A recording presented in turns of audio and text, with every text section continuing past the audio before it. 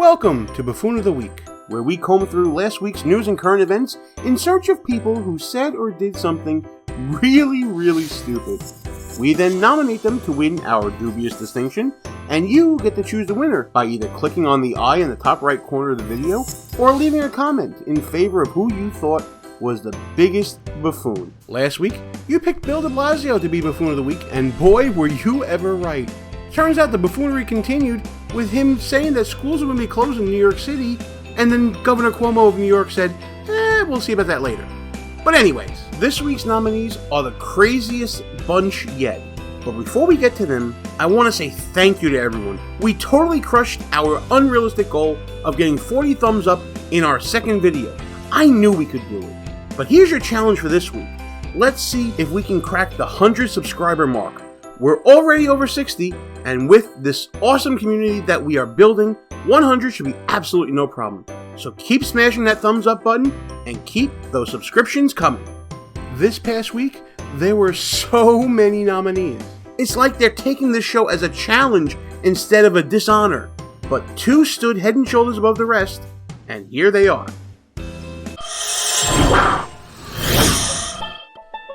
This week's first nominee is Chicago Mayor Lori Lightfoot. Like every other politician, Lightfoot has been frequently going on TV to remind everyone to keep social distance during the COVID-19 outbreak with her Stay Home, Stay Safe campaign. Reminding everyone to stay at home unless you need essentials, blah blah blah blah blah. You've all heard it for weeks now, I don't need to rehash the details. Anyway, Lightfoot decided that she was above her own rules when she went and visited her hairdresser, who then ended up boasting about it on social media. When asked by the media about her apparent hypocrisy, Lightfoot's response was even more tone-deaf than her actions.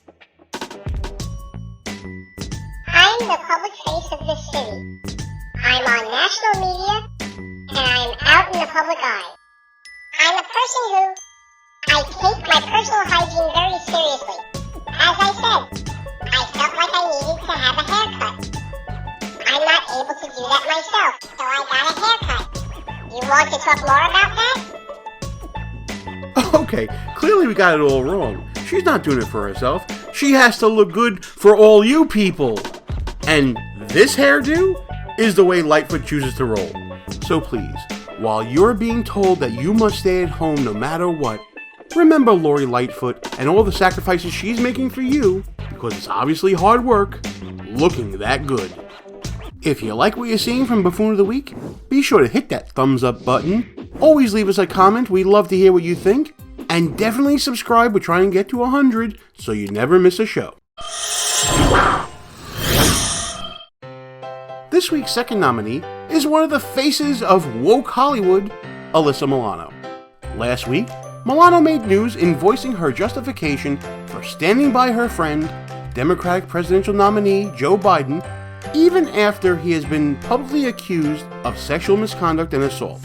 You may recall that during the confirmation hearings of Justice Brett Kavanaugh, Milano was front and center in the chorus of people protesting Kavanaugh's nomination. Those protests eventually evolved into the Me Too movement that pushed for everyone to always believe all female accusers regardless of proof. Now that those same fingers are pointing at Biden, Milano has seemed to have a change of tune.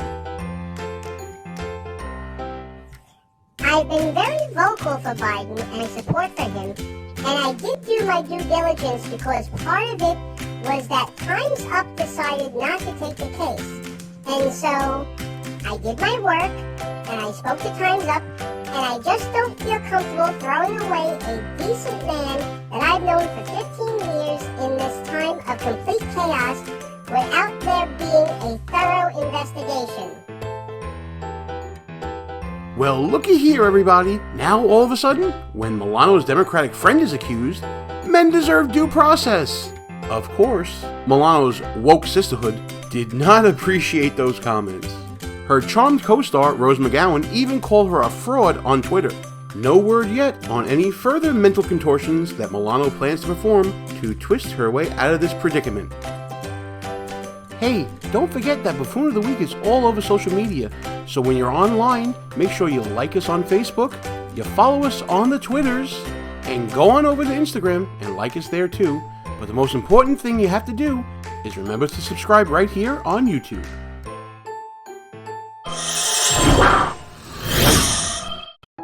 Well, it certainly looks like you guys have a very tough choice on your hands. But don't worry, we're going to help you out by analyzing each nominee with our trademark pending Sharptons scale of buffoonery. It gives you two different measurements. First, it measures how buffoonish a nominee is, and we rank them on a scale from 0 to 100, comparing her to the only known perfect 100 ever recorded, the Reverend Al Sharpton.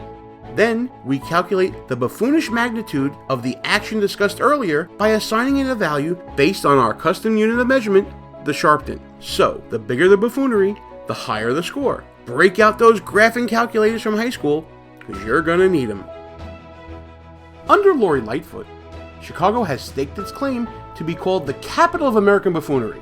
Between Jussie Smollett and a police chief resigning in disgrace, along with some other more localized buffoonery, Lightfoot really stepped in at this time in comparison. She literally did everything she told her citizenry not to do. Come on, Lori. It's not like it's such a complicated hairdo to upkeep. And then there's the double down, with Lightfoot explaining that she had no choice but to do it for you in order to keep up appearances. This one's a doozy, folks, which is why we rate Lori Lightfoot a score of 72, and her actions get a whopping 83.75 gigasharptons. Speaking of doozies, check out the hypocrisy of Alyssa Milano here. Her comments last week proved that she was never really about the Me Too movement. She was just a political opportunist trying to score cheap political points at the expense of an innocent Brett Kavanaugh. Now, when the shoe's on the other foot, and it's a friend of hers that's accused of sexual misconduct, the rules must change. Milano managed to not only tick off conservatives who call her out on her flip-flop, but she also managed to alienate fellow liberals who see her justification as setting back the Me Too movement that she once championed. This all adds up to a rating of 81 for Milano, and her actions rate an astounding 102.4 gigasharptons. Okay, before we go any further, we have to give a big shout out to our friends at Less Government More Fun for supporting our ideas for this show. In case you don't know, Less Government More Fun is all about motivating people to take positive action through encouragement and volunteering and less government reliance. Check them out on Twitter at LessGovMoreFun and pick up a t-shirt or maybe some swag by clicking the link in the description below to check out their store.